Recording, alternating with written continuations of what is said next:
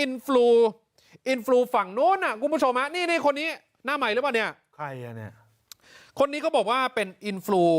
กำลังดังเลยของกัมพูชาอัดคลิปแซะครับแซะไทยที่แต่งตั้งแม่ทัพภาคที่1และภาคที่2คนใหม่แล้วแหม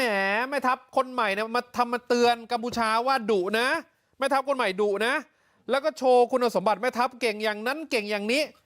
ลองฟังอินฟลูหญิงกัมพูชาคนนี้ครับว่าเธอว่าอย่างไรខាងសៀមគេធ្វើការតែងតាំងមេបញ្ជាការយោធាភូមិភាគ1និងភូមិភាគ2ថ្មីចាហើយគេក៏បានប្រមានមកដល់កម្ពុជាយើងថាអញ្ចេះឧត្តមសេនីយ៍ទាំងពីរអ្នករបស់សៀមគេហ្នឹងណាគឺជាមេទ័ពដ៏មានជំនាញខាងយុទ្ធសាស្ត្ររាប់ឆ្នាំមកហើយមានជំនាញខ្ពស់នៅក្នុងសង្គ្រាមតាមព្រំដែនចា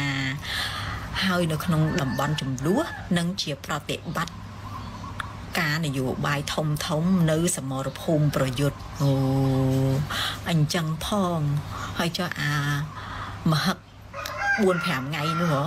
ហើយមិនអស់អាពាកហ្នឹងមកបើវាប្រកែម្លឹងហើយក៏ចាំបាច់ដល់ថ្ងៃបានតែងតាំង